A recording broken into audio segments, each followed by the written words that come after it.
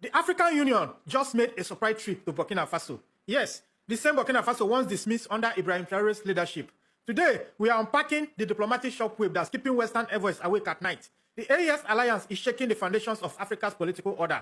And now, the AU is knocking on Traore's door, desperate to stay relevant. This, the same African Union that suspended Burkina Faso in January of 2022, condemning their military government as illegitimate and threatening complete isolation, suddenly sends their top envoy, Tete Antonio, to Ouagadougou. The same organization that voted to suspend Burkina Faso's participation in all AU activities until the effective restoration of constitutional order, and now talking about listening missions and African solutions to Africa's problems. What changed? Was it the millions of social media views of crowds chanting Africa for Africans when Ibrahim Traore took power, or was it something far more strategic and dangerous for the old continental order? The optics couldn't be more telling. Angola's representative, speaking for an institution that has historically rubber-stamped Western interests, suddenly discovering the principle of non-indifference when it comes to a revolution that's inspiring youth across the continent. Well, here's what they don't want you to know about why this diplomatic U-turn happened when it did, and why the AU is scrambling to stay relevant in a continent that's moving beyond their control.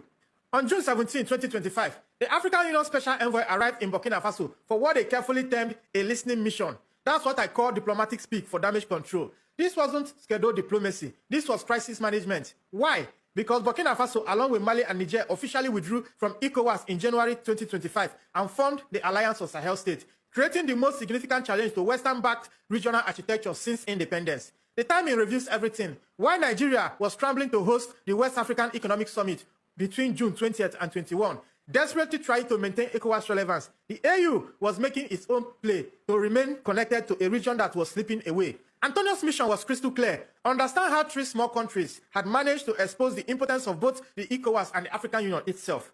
The delegation described their visit as seeking what collective path we can take as Africans to find solutions. But what they discovered in their meeting with Traore would force the AU to confront an uncomfortable truth about who really speaks for Africa's future. To understand this diplomatic earthquake, we must go back to September of 2022, when a 34-year-old army captain named Ibrahim Traore led a coup that removed Lieutenant Colonel Henry Damiba, who has seized power just 8 months prior. Unlike the typical African strongman narrative, Traore's rise deliberately echoed the revolutionary spirit of Thomas Sankara, Burkina Faso's legendary leader, who was assassinated in 1987 for refusing to bow to French neo-colonial pressure. The parallels are striking and intentional. Both men came to power young, both rejected foreign military bases, and both spoke directly to Africa's youth about self-determination. Sankara, known as Africa's Che Guevara, had given Burkina Faso its name, Land of Honest People, eliminated foreign aid, and implemented groundbreaking pro-women policies, decades ahead of his time. The completion of Thomas Sankara's museum in May 2025, designed by renowned architect Francis Kere, symbolically connects Traore's revolution to Sankara's unfinished vision. But where Sankara faced isolation, Traore found allies. Mali's Assimi Goïta and Niger's Abdourahmane Tiani joined him in creating the AES, turning three failed states into a confederation that now controls vast mineral wealth and refuses Western military presence. The African Union, which has spent decades legitimizing leaders who sold their country's resources to former colonizers, suddenly found itself facing a new generation that refused to play by the old rules. Here is a standard the diplomatic class won't discuss openly. The African Union is losing relevance while a 34-year-old Burkinabe officer rewrites the rules of African sovereignty through concrete economic transformation. While Antonio spoke diplomatically about listening and understanding, the numbers tell a radically different story than what Western media narratives suggest. Burkina Faso's economy has grown at an average annual rate of 6.4% over the last 4 years, with GDP projected to reach $22.7 billion by 2025, making it the 20th largest economy in Africa. The real confrontation isn't about economics, it's about authority and resource control. Traore's government has nationalized gold reserve, established the country's first domestic gold refinery, and created national gold reserve for the first time in the nation's history. Through the state-owned mining company, Burkina Faso recovered 2 industrial mines and collected over 11 tons of gold in just the first quarter of 2025. When Traore announced his 2025 territory reconquest deadline, promising to recapture the remaining 30% of the territory from terrorist control after recruiting new army personnel, he wasn't just talking about defeating insurgents. He was declaring that African problems will be solved by African solutions, not French military interventions. The AU's sudden interest stems from a terrifying realization. If the AES model succeeds, it exposes every compromise African leaders have made with neo-colonial powers. The ripple effects of Burkina Faso's revolution are reshaping African geopolitics in real time, and the old guards are scrambling to maintain control. Despite Western media portraying Burkina Faso as the epicenter of global terrorism, the country has launched 25 massive development projects under Traore's leadership, including tomato processing plants, a modernized airport, and even plans for nuclear power development. International partnerships are multiplying. Russian Defense Minister Andrei Belosov held high-level talks with Burkina Faso's defense minister in May of 2025, with Russia describing Burkina Faso as a close, friendly ally and promising enhanced military cooperation. But here's what's really keeping African leaders awake at night. The AES Confederation introduced biometric passports on January 29, 2025, with Traore himself receiving the first AES passport, symbolically breaking away from ECOWAS infrastructure.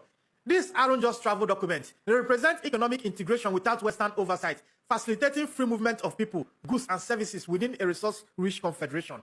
The Trump administration's USAID funding freeze, which cut about $312 million to Burkina Faso, has backfired spectacularly, with pro-government activists using it as evidence of foreign interference. Nigeria's President Tinubu's desperate invitation to the June Economic Summit, trying to lure AES countries back into ECOWAS, reveals the panic in traditional power circles as the regional bloc faces a 50% reduction in territorial size.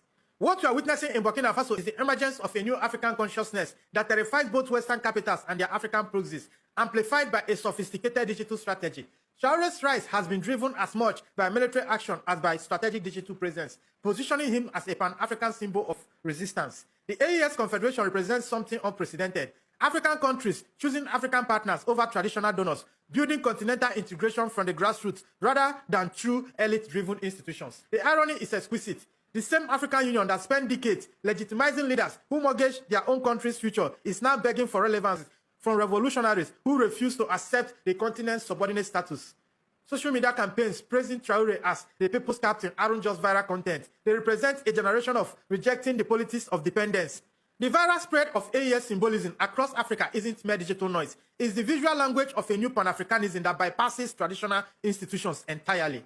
The question facing every African today isn't whether Traore's revolution will succeed, it's whether we'll have the courage to demand the same level of sovereignty from our own leaders. When a 34-year-old soldier can expose the weaknesses of institutions that have governed Africa for decades, and when 3 small countries can force continental powers to come begging for dialogue, it reveals something profound about the moment we are living in. The AU's visit to Burkina Faso wasn't just diplomacy. It was an admission that the old order is crumbling and new forces are rising. But here's what every African watching this must understand. The revolutions aren't exported, they are inspired.